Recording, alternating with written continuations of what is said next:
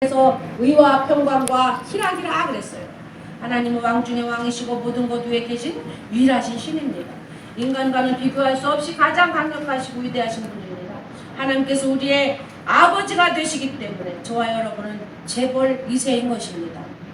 여기 한 예를 든다면 미국 캘리포니아주에 있는 산타크로스 대학에 그레그 러플린이라는 천체 물리학자가 있어요. 그 사람은 지구의 가격을 계산해 보았어요. 그런데 돈으로 계산한 지구의 가치는 약 544경 7,460조 원. 아무도 놀라는 사람이 없군요. 저도 숫자 개념이 없어서 이걸 계산할 수가 없었어요. 응? 이 가격은 생물체가 살아있는 지구라는 행성의 가치만을 계산한 것 뿐이랍니다. 그렇다면 이 지구 안에 있는 모든 날짐승과 들짐승, 바닷속 모든 물고기와 모든 생물들의 값을 합해서 계산한다면 어마어마하겠죠. 아마 예상할 수도 없을 만큼 큰 가격일 거예요. 하지만 여러분, 이 지구와 이 땅에 있는 모든 만물들의 주인은 바로 누구십니까? 하나님이십니다. 우리 시편 50편을 좀 한번 펴보세요. 시편 50편 10절부터 12절 말씀을 제가 읽어드리겠습니다. 숲의 모든 짐승과 천개의 작은 산 위의 가축이 다 내 것이리라. 산의 모든 날짐승도 내가 알면 들의 들짐승들도 내 것이로다. 가령 내가 주인다 할지라도 내가 말하지 아니하리니 세상과 거기에 충만한 것이 내 것이리로다. 이 세상과 이 땅에 있는 모든 충만한 것이 다 내 것이라고 하나님께서 말씀하고 계십니다.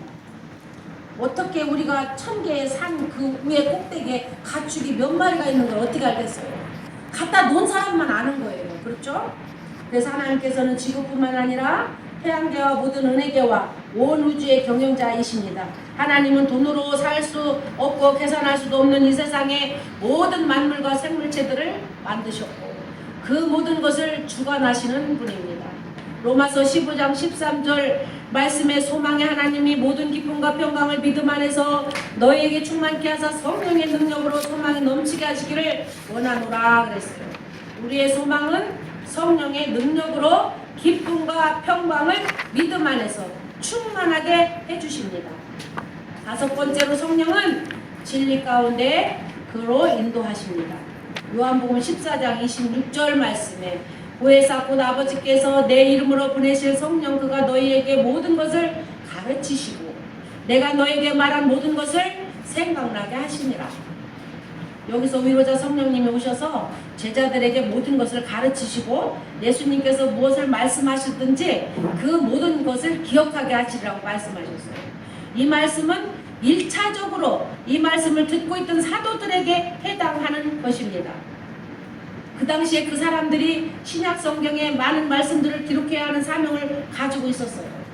그러므로 예수께서는 지금 제자들에게 임하실 성령님께서 그들이 신약 성경의 말씀을 기록할 수 있도록 모든 것을 가르치시고 예수님의 말씀을 모두 기억하게 하시겠다고 약속하고 계시는 것입니다. 그러나 이제는 이 말씀은 2차적으로 오늘 우리들에게 적용할 수 있어야 돼요. 성령님께서는 우리 안에서 일하시면서 우리에게 하나님의 말씀을 깨닫게 하시고 기억나게 해 주시는 것입니다. 우리가 말씀을 읽고 묵상하고 공부하고 암송을 하게 될 때 성령님께서는 그 말씀을 가지고 우리를 가르쳐주고 기억나게 하시고 또 그 말씀을 가지고 우리를 위로해 주시는 거예요. 옛날같이 기록으로 끝나는 게 아닙니다. 우리 마음에 오셔서 그 마음을 위로하시고 깨닫게 하시고 생각나게 하시고 고쳐주시는 그분이 바로 성령님이십니다. 여섯 번째로 영적인 은사를 주고 생활에 열매를 맺게 하시는 분입니다. 갈라디아서 5장 22절에서 23절에 오직 성령의 열매는 사랑과 희락과 화평과 오래 참음과 자비와 양성과 충성과 온유와 절제니 이 같은 것을 금지할 법이 없느니라. 이렇게 9가지 갈라디아서 5장에 나와 있는 성령의 열매이고 결국 마태복음의 7장에서 예수님이 거짓 선지자를 구별하기 위해 제시한 열매의 핵심에 해당하지 않을까 하는 생각이 들어요.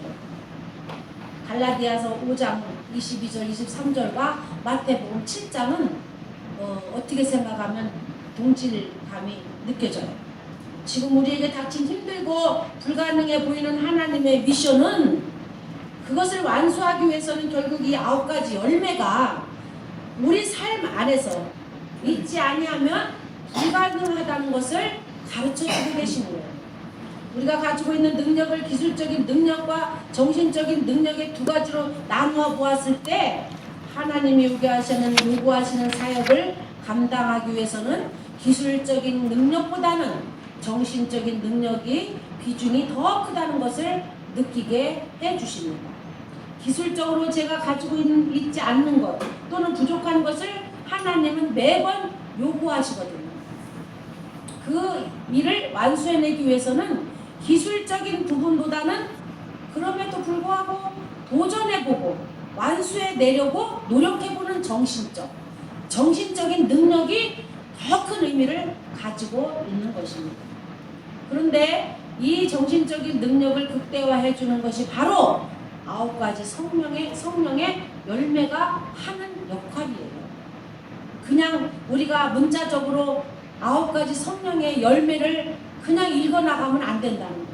결국 이 9가지 성령의 열매가 우리의 삶에서 열매가 하는 그 역할을 우리가 할 수 있는 일 자체가 많이 제한을 받게 되는데, 이유는 힘들고 어려운 일을 만났을 때 인격적으로 잘 다져진 사람, 또 그렇지 않은 사람보다 위기 관리 능력이 더 좋아진다. 무엇을 어떻게 해야 할지에 대한 상황 판단 능력도 탁월하고 더 현명한 방법을 선택을 하고 포기하지 않고 밀고 나갈 수 있는 그런 것. 따라서 힘들고 어려운 상황을 더 잘 버티고 이겨내기 때문에 성령의 9가지 열매가 꼭 우리에게 필요합니다. 저 9가지는 결국 사람의 인격 형성에 있어서 아주 중요한 요소들도 작용하게 돼 있어요. 이 이야기는 결국 하나님 안에서 전 인격적인 변화를 경험하는 사람들이 하나님에 의해 인격적으로 많이 다져진 사람들이 더 큰 일을 할 수 있다는 결론이 나오고 있습니다. 현대사회는 구조적으로 인격적 완성도보다는 기술적 능력을 더 중요시하는 경향이 있어요. 어떤 지식이 뛰어나거나 뛰어난 기술이 있는 사람들을 더 선호하고 있다는 것이죠. 하지만 하나님이 원하시고 인정하시는 사람은 참 많이 그것과는 달라요. 우리가 인격적으로 더 많이 다듬어질 수 있도록 기도해야 합니다.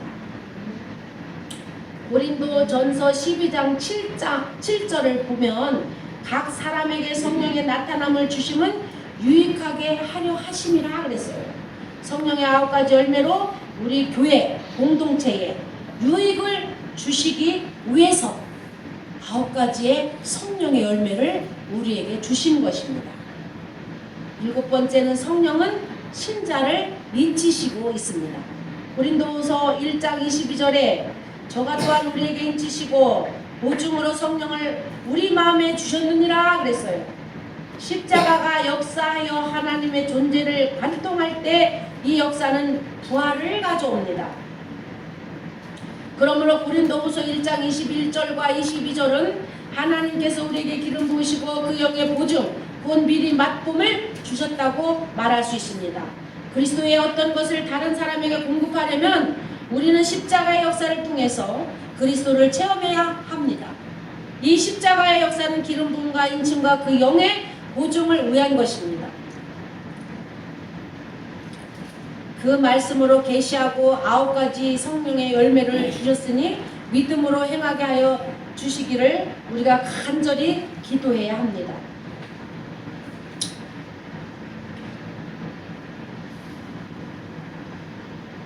하나님께서는 오늘 우리에게 주시는 마지막 교훈은 정말 하나님이 누구신가를 바로 알고 성령님이 하시는 사역을 우리가 바로 알고 그렇게 해서 하나님이 주시는 9가지 성령의 열매를 다스리고 누리고 경험하고 그것을 우리 것으로 만드는 능력의 지도자들이 다 되셔야 됩니다.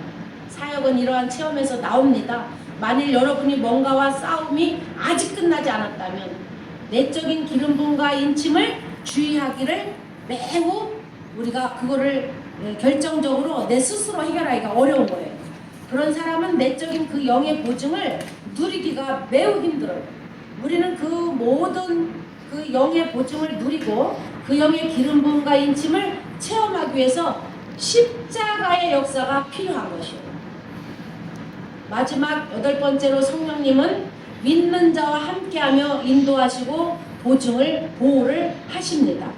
요한복음 14장 16절 17절 말씀에 내가 아버지께 구하겠으니 내가 또 다른 보혜사를 너에게 주사 영원토록 너희와 함께 있게 하시리니 저는 진리의 영이라 세상은 능히 저를 받지 못하나니 이는 저를 보지도 못하고 알지도 못함이라 그러나 너희는 저를 아나니 저는 너희와 함께 거하시며 또 너희 속에 계시겠습니다.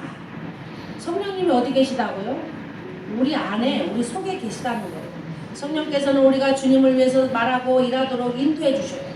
성령의 인도하심을 복된 특권이며 또 하나님의 자녀라고 확신한 표시입니다. 하나님 자녀의 유일한 능력이죠. 그러면 여러분은 어떻게 완전한 인도하심을 받으시겠습니까? 가장 먼저 필요한 것은 바로 믿음입니다.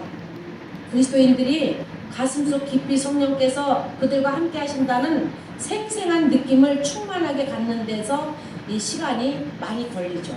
성령께서 어떤 분이신가 대해서 관심을 가지려면 우리가 우리 자신의 성령의 전이라는 그 확신으로 충만해질 때까지 말씀 속에 있는 하나님의 영광스러운 선언, 즉 말씀, 그 말씀들을 읽어야 합니다. 둘째로는 필요한 것은 자신을 조용히 가라앉히는 거예요. 내 자신을 조용히 가라앉히는 거. 그렇게 될 때 성령의 목소리를 듣게 되죠. 성령께서는 부드럽만이